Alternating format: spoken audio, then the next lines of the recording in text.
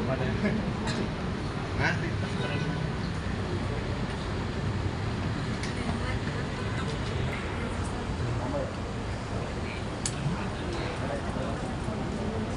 Yes.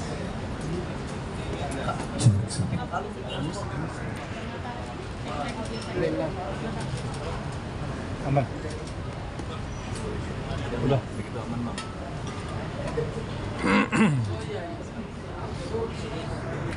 Oke. Ya siap. Sore Pak. Assalamualaikum warahmatullahi wabarakatuh. Ketua Negeri akan memimpin langsung rapat koordinasi pada siang hari ini. Tapi karena beliau bertugas mendampingi Bapak Presiden dalam kegiatan kenegaraan di Singapura, maka beliau meminta kami untuk mengadakan rapat yang sangat penting ini. Rapat ini dihadiri oleh seluruh pihak yang terkait langsung dalam proses-proses penentuan batas wilayah, penamaan kode, dan kegiatan yang terkait dengan identifikasi rupa bumi secara nasional. Hadir Sekjen Kementerian Pertahanan, kemudian hadir juga Kepala Badan Informasi dan Geospasial, dan seluruh pihak ya, dari Angkatan Laut, Angkatan Darat, dan berbagai pihak, termasuk juga para pelaku sejarah, jajaran Kemendagri yang tadi langsung juga dihadirkan agar memberikan perspektif langsung terkait dengan proses yang ada sampai saat ini. Yang pertama, perlu kami luruskan mengenai opini yang selama ini beredar di pemberitaan dan di publik, bahwa ada hal-hal yang sifatnya terlalu spekulatif terkait dengan keputusan Menteri Dalam Negeri yang mengait kepada status 40 tadi. Jadi yang terjadi adalah sebetulnya pemutakhiran data terkait dengan kode wilayah atas seluruh wilayah di Indonesia. Jadi Bapak Menteri tidak spesifik hanya menandatangani wilayah Sumatera Utara dan Aceh saja atau 40 saja, tapi seluruh Indonesia. Jadi ada 4.000 lebih lampiran keputusan yang ditandatangani oleh Bapak Menteri Dalam Negeri. Jadi sekali lagi, keputusan Menteri ini bukan hanya terkait kepada 40 atau 2 provinsi saja, tapi ini adalah pemutakhiran data seluruh Indonesia yang lampirannya tadi ada 4.000 halaman lebih. Itu poin pertama. Poin kedua, Kementerian Dalam Negeri dalam memutuskan batas wilayah dan alokasi teritori ini tidak saja menimbang faktor geografis, misalnya kedekatan secara wilayah, tetapi juga ada data fakta historis, politis, dan kemudian juga data-data sosial dan kultural. Nah, dalam konteks itulah Kementerian Dalam Negeri bersama-sama dengan seluruh instansi memperkaya data-data informasi yang didapat. Pada rapat hari ini tadi telah disampaikan data-data sebagai landasan untuk memutuskan secara final terkait dengan status 40 tadi. Dan perlu kami sampaikan bahwa selain data-data yang memang sudah ada, yang kami pelajari lebih dalam lagi, ada novum atau data baru yang kami peroleh berdasarkan penelusuran Kemendagri. Nah, data yang baru ini, novum ini tentu akan kami jadikan melalui satu kelengkapan berkas untuk kemudian kami sampaikan, kami laporkan ke Bapak Menteri Dalam Negeri untuk kemudian beliau sampaikan kepada Bapak Presiden. Kami sore ini menyepakati bahwa keputusan akhir adalah didapat dari data-data yang hari ini dikumpulkan oleh forum rapat lintas instansi ini untuk kemudian Pak Menteri laporkan kepada Bapak Presiden. Demikian yang bisa kita sampaikan. Kami persilakan Pak Sekjen Kemendagri. Nah, silakan teman-teman apabila ada yang ingin sampaikan. Apa data terbaru yang didapat sama Kami belum substansinya nanti akan kami sampaikan langsung, ya. Tapi data-data ini sangat penting sekali untuk mengambil keputusan. Ya, data-data ini insya Allah akan sangat bermanfaat untuk menghasilkan keputusan yang terbaik bagi semua. Hari ini belum kami sampaikan, nanti kami akan langsung sampaikan kepada Bapak Mendagri untuk beliau sampaikan kepada Bapak Presiden. saya terkait apa? Ya.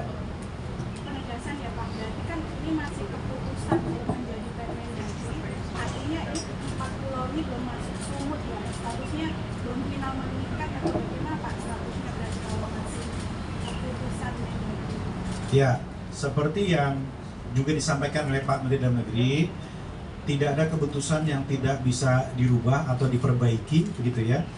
Apapun itu prosesnya, tetapi kami tentu mendengar, menimbang, mempelajari semua masukan, semua data dan perspektif yang disampaikan untuk kemudian menjadi keputusan akhir tentang status kepemilikan 4 pulau tadi.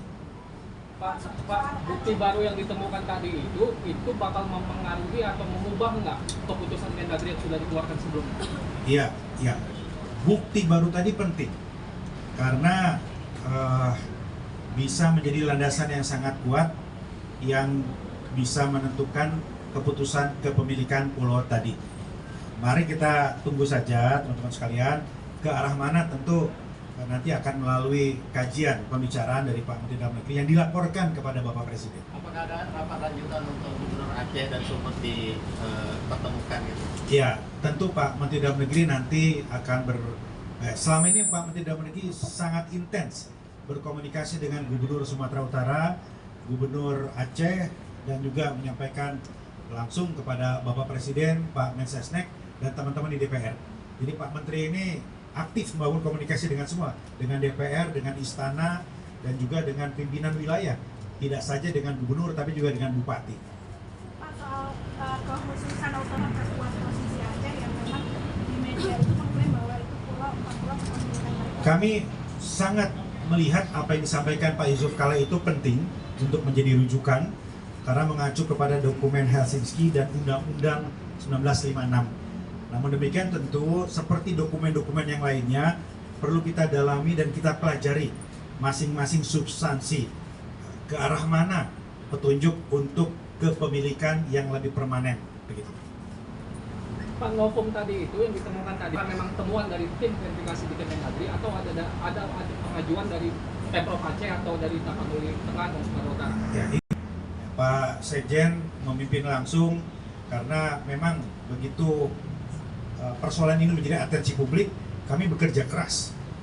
Dokumen itu hal yang paling mutlak yang harus dikumpulkan. Jadi kami pelajari secara kronologis karena ini rentangnya sangat panjang, ya, sangat panjang. Setiap momen-momen yang menentukan itu kami telusuri lagi dokumennya. Nah, Pak Sekjen memimpin langsung tadi dan menemukan beberapa dokumen yang kami yakin menjadi landasan yang sangat penting. Kapan targetnya ini akan ditetapkan begitu Pak, dan apakah sudah ada arahan? Seperti yang disampaikan Pak Dasko, Presiden sangat memberikan atensi dan akan mengambil keputusan dalam jangka waktu yang tidak lama, ya, seperti disampaikan oleh Pak Dasko. Ada arahan khusus nggak Pak dari Presiden Prabowo setelah kasus itu diambil alih oleh Presiden?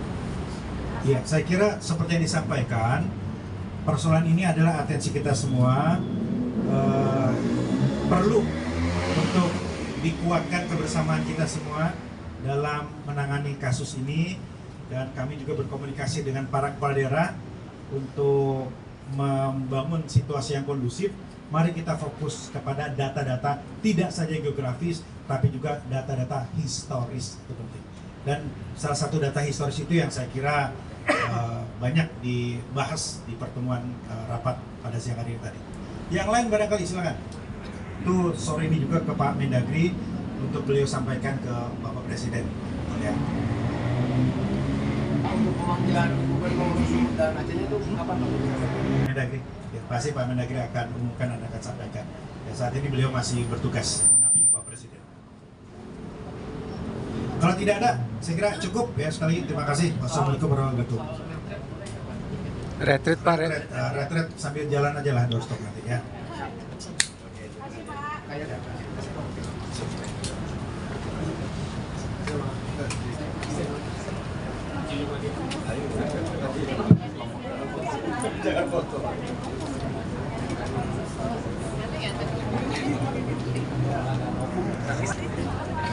Retreat.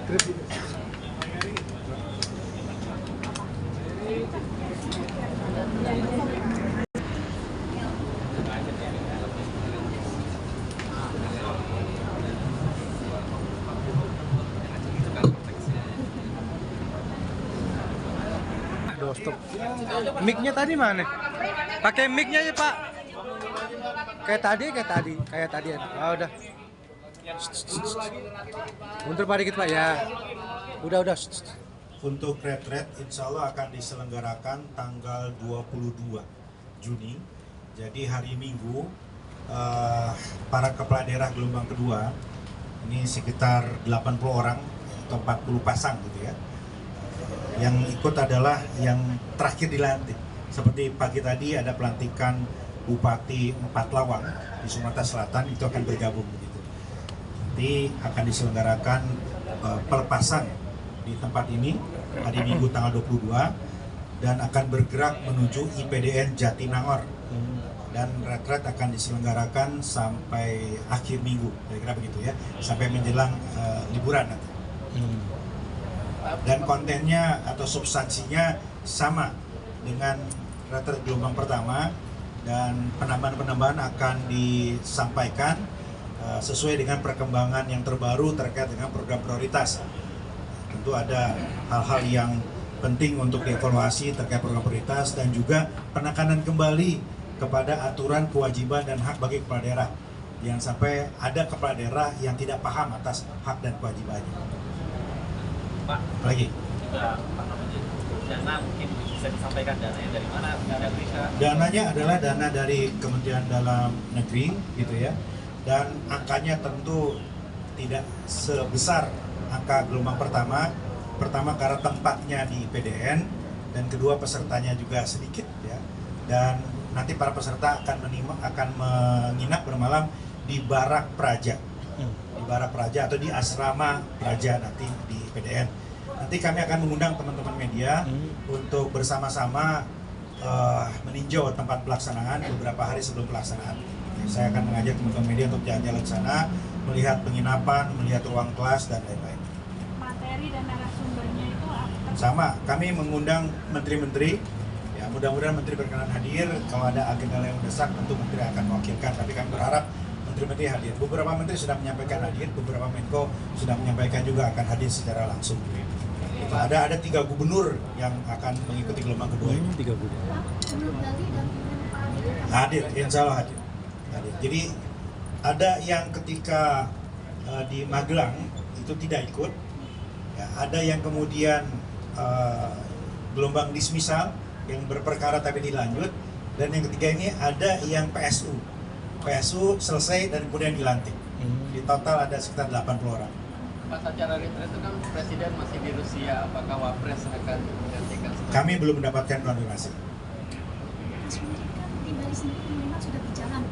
Dengan adanya retret ini nanti akan diberikan materi kepada mereka itu nanti seperti apa? Sama, semuanya sama. Pak, ini kan soal seragam ormas itu tenggat waktunya kapan? Itu ada aturannya di Undang-Undang Ormas, tidak boleh menggunakan seragam yang menyerupai, itu nggak boleh. Nah, silakan para kepala daerah menertibkan itu. Kepala daerah ini adalah pimpinan dari Satgas penertiban ormas. Ya, silakan para kepala daerah bisa melakukan pendataan, penertiban, bisa dibangun komunikasi yang baik kepada ormas-ormas yang terindikasi melanggar undang-undang ormas tadi. Ada tenggat waktunya nggak Pak? Ya, kan sudah ada pegangannya di undang-undang ormas itu sudah ada. Tapi kalau ada yang belum jelas, tentu kami akan berikan pendampingan, ya, informasi yang lebih lanjut terkait dengan penjabaran atau penafsiran dari undang-undang ormas terkait dengan seragam tadi. Pak, ada tenggat waktu nggak Pak sampai akhirnya dilakukan tindakan represif kayak seperti pencabutan SK-nya Pak kalau mereka nggak tertib menghilangkan atribut yang mirip TNI Polri atau aparat itu? Ya, yang penting adalah prosesnya itu dimulai.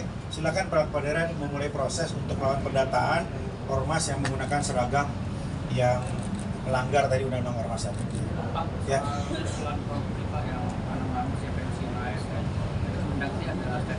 Itu perlu pengkajian ya yang sangat matang karena terkait dengan kebutuhan ke depan seperti apa, dan kemampuan fiskal kapasitas negara seperti apa, distribusi ASN seperti apa. Jadi perlu proses pengkajian yang lebih matang lagi. Ada lagi? Kak Ya. Bima, mungkin udah dengar ada koinsiden di Pati dari bupati-bupati yang mengundang Rio Macan dan melakukan aksi. Itu kan udah di retret ya, maksudnya apakah sebenarnya retret itu tidak efektif untuk menguji atau memberi materi Ya, akhirnya yang terjadi pertama seperti ini? Apakah akan Kemendagri dipanggil ke- sebagai pembina politik dalam negeri tidak pernah berhenti untuk selalu mengingatkan para kepala daerah bahwa kepala daerah itu ada suri toladan. Kepala daerah itu simbol kepemimpinan. Jadi hendaknya menjaga betul lisan dan perbuatan. Dan yang kedua, ya kami juga tentu ke depan akan terus melakukan pembinaan karena nggak bisa sekali. Tidak lantas kemudian sekali retret dan selesai semua persoalan. Ya, dalam berbagai kesempatan, hal-hal yang terkait dengan kepemimpinan dan efektivitas birokrasi pemerintahan itu selalu kami ingatkan. ada akan sanksi mungkin dipanggil segala macam Atau kayak magang Ya kayak kalau Luki Hakim kepala waktu daerah, itu, Pak. bupati, wali kota itu kan penanggung jawab kepegawaiannya itu Pak Gubernur. Ya silakan Pak Gubernur, saya kira sudah memberikan atensi kepada persoalan ini. Oke. Cukup ya? Oke Baik, Pak, terima sip. kasih. Terima kasih Pak, terima kasih Pak.